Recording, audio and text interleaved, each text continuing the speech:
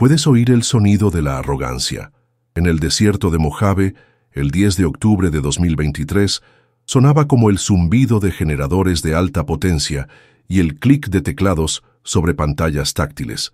Era el punto de partida de la Mojave 200, una ultramaratón por equipos de 200 kilómetros, que no era tanto una carrera como una autopsia del cuerpo humano en tiempo real. El evento, más que una prueba de resistencia, era un gigantesco y reluciente escaparate corporativo, una feria de la ciencia aplicada al sufrimiento. Y en el centro de este universo de fibra de carbono y datos biométricos reinaba el Team Nike. Su campamento no era un campamento, era una base lunar trasplantada a la arena. Fisioterapeutas con máquinas de crioterapia, nutricionistas mezclando fórmulas personalizadas y laboratorios móviles con técnicos de bata blanca analizando muestras de sangre y sudor. Cada corredor era un proyecto científico, un conjunto de variables a optimizar. Sus zapatillas, prototipos que costaban más que un coche, eran la punta de lanza de una tecnología que prometía haber descifrado el código del rendimiento humano. El aire a su alrededor olía a plástico nuevo, a gel antiséptico y a la fría y estéril confianza que da el dinero ilimitado. Y entonces, en un contraste tan profundo que parecía una alucinación provocada por el calor, estaba el otro campamento, el de las invitadas especiales. 6 mujeres rarámuri de la Sierra Tarahumara de Chihuahua. Su espacio era un círculo de silencio en medio del ruido, un oasis de tierra en un mar de teflón. No tenían generadores, ni ordenadores, ni tecnología visible. Su única preparación, el único sonido que emanaba de su campamento, era el ritmo ancestral y suave de una piedra contra otra. Estaban tostando y moliendo maíz azul en un metate que habían cargado desde sus lejanas montañas. El aire a su alrededor olía a hogar, a humo de leña, a maíz tostado. Olía a una verdad tan antigua que el desierto mismo parecía reconocerla y guardar un respetuoso silencio. Las 6 mujeres, conocidas en su tierra como las corredoras del viento, eran un desafío andante a todo lo que representaba el evento. Abarcaban un espectro de generaciones, desde la joven y ágil Yaretsi, de 19 años, cuyos ojos brillaban con la curiosidad del mundo exterior, hasta la matriarca del grupo, Irene, de 52 años, cuyo rostro era un mapa de arrugas tallado por el sol y la sabiduría, y cuya resistencia era legendaria. No vestían los uniformes de lycra aerodinámica de los otros equipos. Competían con sus coweras, sus vestidos tradicionales de colores tan vibrantes que parecían flores brotando de la arena pálida, y con sus guaraches, sandalias hechas a mano con suelas de neumático reciclado y tiras de cuero, un calzado que parecía una broma en comparación con los prototipos de Nike con placas de carbono. Pero la diferencia más profunda no era visible, era palpable. No proyectaban la tensión nerviosa, la agresividad competitiva que vibraba en el aire del campamento de Nike. En su lugar, emanaban una calma profunda, una unidad que no necesitaba ser verbalizada. Se movían juntas, hablaban en su lengua nativa en susurros suaves, y una serenidad casi alegre impregnaba cada uno de sus gestos. No parecían estar a punto de enfrentarse a la prueba de resistencia más brutal de Norteamérica. Parecían estar preparándose para una ceremonia, para una celebración, para un acto sagrado que el mundo exterior, con toda su ciencia, era incapaz de comprender. Pero bajo esa calma aparente ardía un fuego de desesperación, una misión secreta que era la verdadera razón por la que habían viajado tan lejos de casa. ¿Podría el alma del maíz, molido a mano, competir contra la ciencia de un imperio corporativo? La clave de su universo, la respuesta a la pregunta que todos se hacían en voz baja, residía en un pequeño saco de tela que guardaban con reverencia. Dentro no había geles energéticos ni barritas de proteínas. Había pinole. Para el mundo exterior era simplemente harina de maíz, pero para ellas era el corazón de su cultura, el combustible de su resistencia legendaria. Era una mezcla sagrada, perfeccionada a lo largo de siglos, de maíz azul tostado y molido a mano, mezclado con chía, canela y a veces un toque de chile piquín. No era un suplemento que se ingería para obtener carbohidratos. Era un alimento que contenía la fuerza de la Mapá Rawí, la madre tierra. Cada grano de maíz había sido cultivado en su tierra, regado por su río, cosechado por sus manos. Creían que al consumirlo, no solo nutrían sus cuerpos, sino que ingerían la sabiduría de sus ancestros, la resistencia de las montañas y la fluidez del río. Cada sorbo de pinole disuelto en agua era una comunión, una conexión directa con el alma de la Sierra Tarahumara. Era su ancla, su armadura, su secreto, un secreto que el doctor Mark Jensen, con toda su tecnología, estaba a punto de ridiculizar públicamente, cometiendo un error de cálculo de proporciones épicas. ¿Qué sucede cuando la ciencia, en su arrogancia, desprecia una sabiduría que no puede medir? La confrontación de estos dos mundos alcanzó su punto álgido en la rueda de prensa oficial, celebrada en una carpa con aire acondicionado que era una burbuja de irrealidad en medio del desierto. El doctor Mark Jensen, director del Nike Sport Research Lab y líder del equipo Nike, era la estrella del evento. Con su camisa de marca, su reloj inteligente y su discurso lleno de jerga científica, era la encarnación de la ciencia corporativa. Creía con una fe casi religiosa que el rendimiento humano era un código que sus laboratorios habían descifrado. Todo era medible, predecible y, sobre todo, mejorable con la tecnología adecuada. Un periodista, intrigado por el contraste, le hizo la pregunta que lo cambiaría todo. Doctor Jensen, su equipo representa la cúspide de la nutrición deportiva. ¿Qué opina del combustible de las corredoras Rarámuri, el pinole? Jensen sonrió, una sonrisa de suficiencia, la de un profesor a punto de corregir a un niño ingenuo. Levantó un sobre metálico de colores brillantes, un gel energético de Nike. Esto, dijo, su voz resonando con autoridad en los altavoces, contiene 25 gramos de carbohidratos de una matriz de glucosa y fructosa 2.1, 320 miligramos de electrolitos para una hidratación óptima y una matriz de aminoácidos de cadena ramificada para prevenir la degradación muscular. Es ciencia. Hizo una pausa dramática, mirando directamente a las 6 mujeres Rarámuri sentadas en primera fila. Lo que ellas tienen es harina de maíz. La forma en que pronunció harina de maíz la convirtió en un insulto. Es una bonita tradición, concluyó con un tono paternalista, pero en el kilómetro 100 del desierto, la ciencia siempre vence a la nostalgia.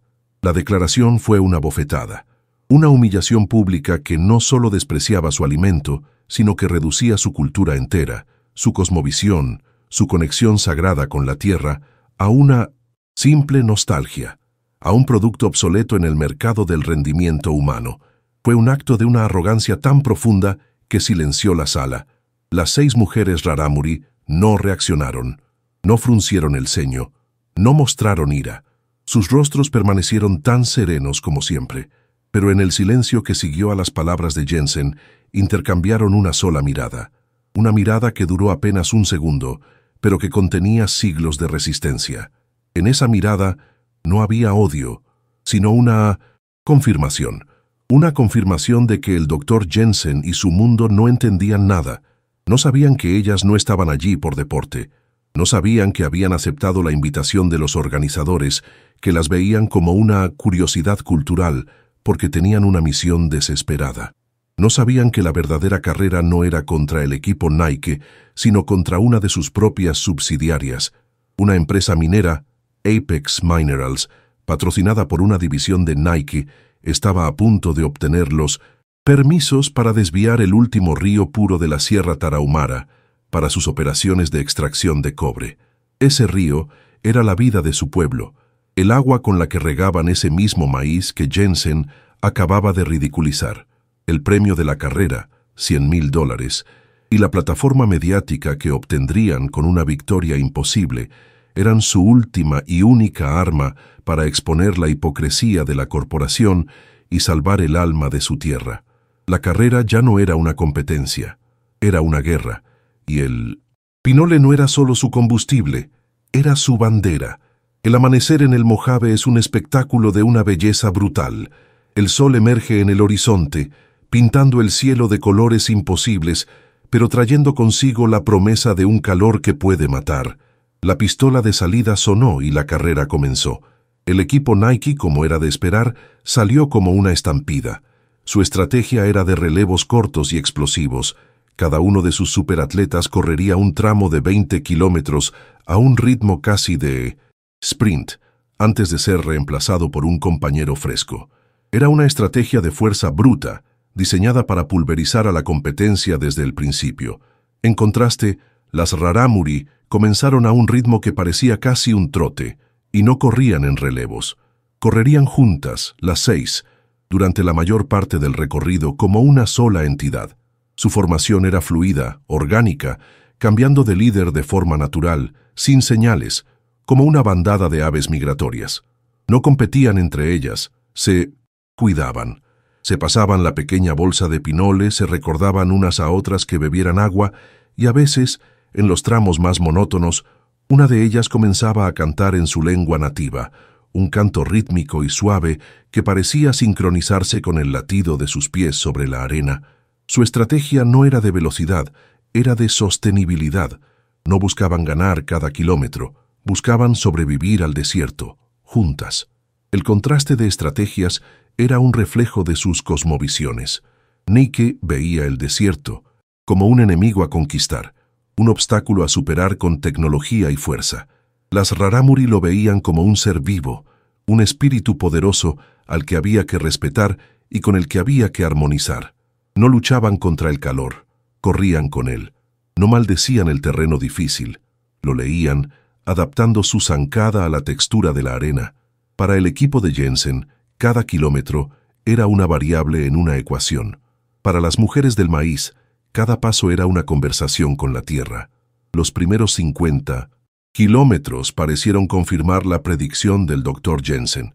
El equipo Nike había acumulado una ventaja de casi una hora. Sus corredores frescos y potentes devoraban el terreno, mientras las rarámuri mantenían su ritmo constante, un ritmo que a los ojos del mundo parecía demasiado lento, demasiado conservador. Los comentaristas de la transmisión en vivo las elogiaban por su espíritu y su colorido, pero las descartaban como contendientes serias. Son una inspiración, sin duda, decía un analista, pero esto es una carrera de élite. La brecha es ya insalvable. La ciencia, como dijo el Dr. Jensen, está demostrando su punto, pero el desierto aún no había hablado. Y el desierto, como la nostalgia, tiene una memoria muy larga. El sol alcanzó su cenit y el Mojave se convirtió en un horno. La temperatura superó los 45 grados y fue entonces cuando la ecuación de Nike comenzó a mostrar sus fallos. Los cuerpos de sus atletas, máquinas afinadas en los laboratorios con aire acondicionado de Oregón, no estaban preparados para la brutalidad de un calor tan extremo. Su ciencia se basaba en condiciones controladas, no en el caos de la naturaleza real. Los geles energéticos, tan perfectamente formulados, comenzaron a causar estragos en sus sistemas digestivos. El azúcar concentrado, sin suficiente agua para procesarlo, se convirtió en una bomba en sus estómagos. Uno de sus corredores estrella tuvo que abandonar, vomitando al lado del camino. Otro sufrió calambres tan severos que sus músculos se bloquearon. La ciencia de Nike había optimizado sus motores, pero había subestimado la importancia del chasis. Sus cuerpos eran potentes, pero frágiles. Estaban descubriendo una verdad que las rarámuri conocían desde niñas, que la fuerza no reside en la potencia máxima, sino en la capacidad de adaptarse y resistir. Las rarámuri también sentían el castigo del desierto. El dolor era real, la sed era una tortura, pero su relación con el sufrimiento era diferente. No lo veían como una señal de fallo del sistema, sino como parte del viaje, como una conversación con el desierto. Cuando el calor era más intenso, Irene, la matriarca, las guiaba. Con una sabiduría que ninguna tablet podía replicar, les enseñaba a leer las sutiles señales del terreno, a encontrar la ruta que ofrecía la sombra más eficiente de una roca, a predecir las ráfagas de viento para usarlas a su favor. Les recordaba cómo respirar, un ritmo lento y profundo que no luchaba contra el calor, sino que lo incorporaba. Su desafío no era físico, era espiritual. Era mantener la armonía del grupo, mantener la fe en su ritmo y en su pinole, cuando cada fibra de sus cuerpos les gritaba que se detuvieran. Se turnaban para contar historias de su tierra, para recordar en voz alta la razón por la que estaban allí. Estaban corriendo por el agua, y ese pensamiento era más refrescante que cualquier bebida isotónica. Al caer la tarde, la situación había cambiado drásticamente. El equipo Nike todavía lideraba, pero su ventaja se había reducido. Habían perdido a otro corredor por un golpe de calor. Su relevo actual, un campeón olímpico de 10.000 metros, corría con dificultad, su rostro una máscara de dolor, su zancada, antes perfecta, ahora descoordinada. La base lunar de Nike estaba en crisis. El Dr. Jensen y su equipo miraban sus monitores, sus datos biométricos mostrándoles lo que sus ojos ya veían. Sus atletas estaban al borde del colapso. Los números no mentían, pero tampoco ofrecían una solución.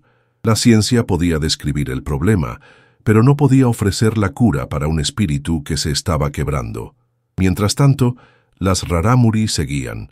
Su ritmo no había aumentado, simplemente no había disminuido. Eran la tortuga en la fábula, su constancia una fuerza silenciosa y acumulativa que la liebre, en su arrogancia, no había sabido anticipar. La noche estaba a punto de caer, y con la oscuridad, el desierto revelaría sus secretos más profundos, y las mujeres del maíz, hijas de la noche y la tierra, estaban entrando en su elemento. Desde el lugar donde nos acompañas, seguro que has sido testigo de cómo la sabiduría ancestral a menudo supera a la tecnología más avanzada. Me encantaría saber desde qué parte del mundo estás viendo esta carrera. Déjame tu comentario. El kilómetro 180. La noche era un manto de tinta salpicado de estrellas, un testigo silencioso de la agonía y la gloria que se desarrollaba abajo. El desierto, que durante el día había sido un horno, ahora era un congelador, y el cambio de temperatura era otro golpe para los cuerpos ya castigados. El equipo Nike, el coloso de la ciencia deportiva, estaba roto. Habían perdido a 2 de sus corredores por agotamiento extremo, evacuados por el equipo médico. Su último relevo, un campeón mundial de maratón, corría solo, una figura solitaria y patética en la inmensidad de la noche. Su avanzada tecnología ahora parecía una broma cruel. La tablet en la muñeca le mostraba que su ritmo cardíaco estaba peligrosamente alto y sus niveles de glucógeno eran críticamente bajos, datos que su cuerpo ya le estaba gritando con cada paso doloroso. La arrogancia se había evaporado, reemplazada por la cruda y primitiva lucha por la supervivencia. Seguían liderando la carrera, pero su ventaja, que había sido de más de 1 hora, se había reducido a menos de 10 minutos. Era una hemorragia y no había forma de detenerla. Corría no hacia una victoria, sino huyendo de una derrota que se sentía cada vez más inevitable. En el punto de control final, a solo 20 kilómetros de la meta, el Dr. Mark Jensen observaba la catástrofe en sus monitores. Las luces que representaban a sus corredores se habían ido apagando una a una. Ahora solo quedaba una, parpadeando débilmente, moviéndose a una velocidad que era casi la mitad de la que habían proyectado. Miraba sus hojas de cálculo, sus gráficos de rendimiento, sus análisis predictivos, y nada tenía sentido. Su ecuación perfecta, su fórmula para la victoria, había sido destrozada por una variable que no había considerado, el alma del desierto. Y entonces, en la pantalla del GPS, vio algo que le heló la sangre. 6 luces, agrupadas como una constelación, moviéndose a un ritmo constante y fluido, se estaban acercando rápidamente a su única y vacilante luz. Eran las rarámuri. No estaban flaqueando, no estaban disminuyendo la velocidad. De hecho, parecían estar acelerando ligeramente en el aire fresco de la noche. Su ciencia no tenía explicación para esto. ¿Cómo podían 6 cuerpos alimentados solo con harina de maíz mostrar este nivel de resistencia? ¿Cómo podían mantener esa cohesión después de 180 kilómetros de infierno? La nostalgia, al parecer, tenía un motor mucho más potente de lo que él había imaginado. Este es el momento en que un universo de certezas se derrumba, cuando la sabiduría ancestral adelanta al futuro. Si sientes la emoción de esta remontada imposible, si crees que hay fuerzas que la ciencia no puede medir, te pido que te unas a nosotros. Suscríbete porque estás a punto de presenciar la victoria del espíritu. De vuelta en el desierto, el último corredor de Nike escuchó un sonido. Al principio pensó que era el viento, pero el sonido se hizo más rítmico, más cercano. Era el sonido suave y constante de guaraches sobre la arena. Se giró, y lo que vio lo dejó paralizado. 6 figuras fantasmales emergían de la oscuridad, sus vestidos de colores ondeando suavemente en la brisa nocturna. No, corrían de forma desesperada. Se movían con una gracia hipnótica, en un silencio casi total, sus respiraciones sincronizadas, sus cuerpos moviéndose como un solo organismo. No parecían estar sufriendo. Estaban en un estado de trance, de flujo. Sus rostros serenos bajo la luz de la luna eran una aparición, un sueño, una imposibilidad hecha carne. Pasaron a su lado. No hubo una palabra de burla, ni una mirada de triunfo, ni siquiera un gesto de reconocimiento. Simplemente fluyeron a su alrededor, como un río que rodea una roca, y lo dejaron atrás. El acto no fue agresivo, fue casi compasivo en su indiferencia. No lo estaban derrotando, simplemente estaban siguiendo su propio camino, a su propio ritmo, un ritmo que él ya no podía seguir. Vio sus espaldas alejarse, sus siluetas recortadas contra las estrellas, y en ese momento se rindió. Dejó de correr y se dobló, con las manos en las rodillas, derrotado no por el cansancio, sino por el asombro. El doctor Jensen vio el momento exacto en su monitor. Vio las 6 luces de la constelación Rarámuri adelantar a su única y parpadeante estrella, que luego se detuvo por completo. La carrera había terminado. Su imperio de datos, su castillo de certezas científicas, se había derrumbado en el silencio del desierto. Se quitó los auriculares, desconectando el flujo de datos inútiles que le llegaban. Por primera vez en muchos años, no tenía una respuesta, no tenía una explicación, no tenía una teoría. Solo tenía la cruda y humillante realidad de la derrota. Había despreciado su cultura, se había burlado de su alimento, las había tratado como una pieza de museo, y esa pieza de museo acababa de darle una lección sobre el futuro del rendimiento humano. Una lección que sugería que quizás el camino hacia adelante no era a través de más tecnología, sino a través de una reconexión con una sabiduría más antigua y profunda. Había buscado la fuerza en los laboratorios, sin darse cuenta de que la verdadera fuerza residía en la tierra, en la comunidad y en el alma de una cultura que había aprendido a correr no con los músculos, sino con el espíritu. Las 6 mujeres Rarámuri corrieron los últimos 20 kilómetros solas, en la oscuridad, bajo la mirada de las estrellas que habían guiado a sus ancestros. Su ritmo no decayó. Siguieron cantando sus canciones suaves, compartiendo sus últimas porciones de pinole, apoyándose mutuamente hasta el final. No había euforia en su avance, solo la serena satisfacción de una misión que se estaba cumpliendo. Cruzaron la línea de meta no como individuos compitiendo por la gloria, sino como lo habían hecho durante toda la carrera, juntas. Entraron en el área iluminada de la meta tomadas de la mano, las 6, desde Yaretsi, la más joven, hasta Irene, la más sabia. No hubo un grito de victoria, ni un sprint final. Simplemente cruzaron la línea y se detuvieron.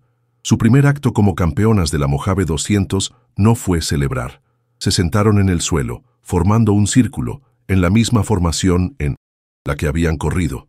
Irene sacó la última porción de pinole de su bolsa y la compartió entre todas, y en silencio, con la cabeza inclinada, dieron gracias. Dieron gracias a la tierra por haberles dado la fuerza, al maíz por haberlas nutrido y a sus ancestros por haberles mostrado el camino. El pequeño grupo de organizadores y voluntarios que quedaban en la meta las observaban en un silencio atónito. No sabían cómo reaccionar. Habían esperado una explosión de alegría, la celebración caótica que suele acompañar a una victoria tan improbable. En su lugar, estaban presenciando un acto de una solemnidad y una belleza profundas. Estaban siendo testigos de la conclusión no de una carrera, sino de una ceremonia sagrada. La victoria no era el destino, era simplemente una parte del viaje. El verdadero triunfo había sido mantener su unidad, su armonía, su conexión con su cultura, en medio de un mundo que intentaba decirles que todo eso era obsoleto. Cuando finalmente se levantaron y se enfrentaron a las cámaras que se habían apresurado a llegar, sus rostros no mostraban agotamiento, sino una paz luminosa. Yaretsi, la más joven, fue empujada suavemente hacia adelante por Irene para que hablara. El mundo esperaba escuchar sobre su estrategia, sobre su increíble resistencia, pero Yaretsi no habló de la carrera. Con una voz clara y firme, en un español que había aprendido en la escuela de la misión, contó la historia de su río. Habló de la amenaza de la mina, de la hipocresía de Nike, de la lucha de su pueblo por el agua que era su vida. No habló con ira, sino con la simple y devastadora fuerza de la verdad. Corrimos para que nuestro río pueda seguir corriendo, dijo. Y con esa frase, transformó su victoria deportiva en un arma política, un misil teledirigido al corazón de la corporación que las había subestimado. La derrota del equipo Nike no fue solo una derrota, fue una humillación total. La ciencia no había vencido a la nostalgia. La sabiduría ancestral había aplastado a la arrogancia corporativa. La imagen de las 6 mujeres en sus vestidos de colores, de la mano, frente a la maquinaria caída del imperio Nike, se convirtió en un símbolo global. La historia no era sobre una carrera, era sobre 2 formas de entender el mundo.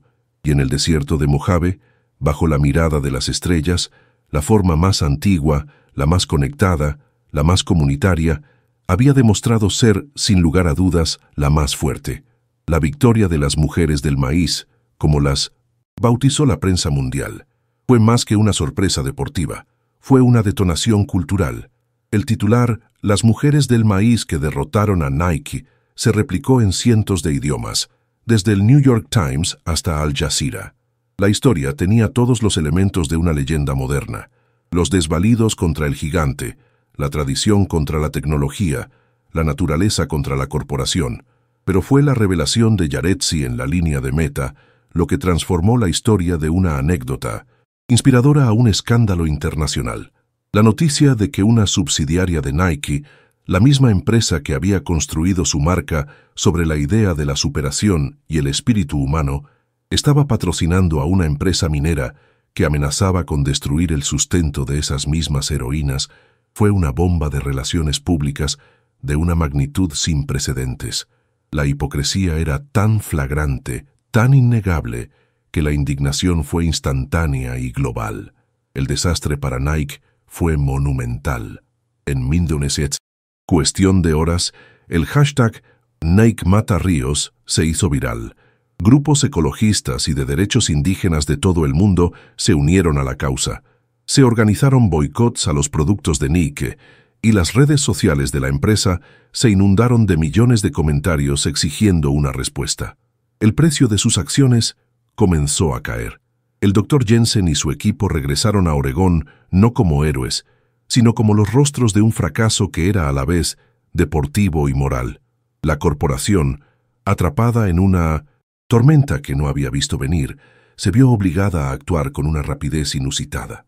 En menos de una semana, emitieron un comunicado de prensa anunciando no solo que cancelaban de inmediato el patrocinio a Apex Minerals, sino que, como gesto de buena voluntad y para reparar la relación con la comunidad rarámuri, usarían su considerable influencia legal y política para oponerse al proyecto de desvío del río. La victoria de las 6 mujeres no solo les había dado un trofeo, les había dado el poder de salvar su hogar. El impacto fue mucho más allá de la política corporativa. El pinole, la harina de maíz que el Dr. Jensen había ridiculizado, se convirtió en una sensación mundial. Nutricionistas y científicos del deporte, intrigados por la increíble resistencia de las rarámuri, comenzaron a estudiarlo seriamente. Descubrieron lo que la sabiduría ancestral ya sabía, que la combinación de maíz azul de bajo índice glucémico, la proteína y los ácidos grasos omega 3 de la chía y las propiedades antioxidantes de las especias creaba un superalimento casi perfecto para la resistencia. El pinole pasó de ser una curiosidad folclórica a ser comercializado por empresas de alimentos saludables de todo el mundo. Irónicamente, el conocimiento que Nike había despreciado se convirtió en la nueva tendencia en la nutrición deportiva, generando un nuevo y respetuoso interés por la sabiduría alimentaria de las culturas indígenas. Las rarámuri, a través de cooperativas, se aseguraron de que los beneficios de esta nueva popularidad regresaran a su comunidad. Las 6 mujeres regresaron a la Sierra Tarahumara no solo como heroínas, sino como guardianas empoderadas. El premio de $100,000, junto con las donaciones que llegaron de todo el mundo, fue utilizado para fortalecer a su comunidad. Crearon un programa de protección de las semillas de su maíz ancestral, asegurando que su herencia genética no se perdiera. Financiaron un sistema de escuelas bilingües para que los niños rarámuri pudieran aprender español y matemáticas sin perder su lengua y sus tradiciones. Y lo más importante, establecieron un consejo de vigilancia del río, liderado por mujeres, para garantizar su protección a perpetuidad. No utilizaron su fama para buscar la gloria individual. La reinvirtieron en la tierra y en la gente que les había dado la fuerza para correr. Demostraron que su victoria no fue un evento aislado, sino la continuación de un ciclo de reciprocidad con la tierra que había definido su cultura durante siglos. El mundo del ultramaratón también cambió. La Mojave 200 del año siguiente vio una disminución en los equipos corporativos de alta tecnología y un aumento en la participación de equipos comunitarios, inspirados por el ejemplo de las rarámuri. La carrera se volvió menos sobre la ciencia del rendimiento y más sobre el espíritu de resistencia y camaradería. La imagen de las 6 mujeres corriendo juntas, apoyándose mutuamente, había dejado una marca indeleble en el alma del deporte. Habían recordado a todos que la verdadera resistencia no se mide solo en la velocidad o la fuerza, sino en la capacidad de una comunidad para mantenerse unida frente a la adversidad. Su legado no fue un récord, sino un cambio de paradigma. Un recordatorio de que la forma en que ganamos importa tanto como la victoria misma. 2 años después, la escena es tranquila, lejos del ruido de los medios y la presión de las carreras. Estamos a la orilla del río en la Sierra Tarahumara, el mismo río que estuvo a punto de desaparecer. El agua corre clara y fuerte, y el sonido que produce es el de la vida misma. Yaretsi, la más joven del equipo de la Mojave 200, ahora con 21 años, está sentada sobre una roca lisa. No está entrenando para ninguna carrera. Frente a ella, un grupo de niñas rarámuri de entre 8 y 10 años la escuchan con atención. Yaretsi no les está enseñando técnicas de carrera. Tiene un metate frente a ella y con un movimiento rítmico y paciente les está enseñando a moler el maíz azul tostado. Les explica cómo sentir la textura del grano, cómo escuchar el sonido que hace la piedra, cómo el aroma del maíz tostado es el aliento de la tierra. No les está pasando simplemente una receta, les está transmitiendo una herencia, les está entregando la fuente de su fuerza, la clave de su identidad, el alma de su pueblo. Les está enseñando que en esos pequeños granos de maíz reside una fuerza más poderosa que cualquier tecnología, una sabiduría más profunda que cualquier ciencia. Es un recordatorio de que la verdadera fuerza no se encuentra en un laboratorio en Oregón, sino en la comunidad, en la tradición y en la conexión inquebrantable con la tierra que nos nutre. La victoria más grande de las mujeres del maíz no fue cruzar una línea de meta en el desierto, sino asegurar que este círculo de conocimiento, este relevo de sabiduría, continuara por generaciones. Si esta historia te ha recordado la fuerza que reside en nuestras propias raíces y en la sabiduría de quienes vinieron antes que nosotros, te invito a suscribirte. Juntos podemos seguir compartiendo las historias que demuestran que el alma de una cultura es el combustible más poderoso de todos.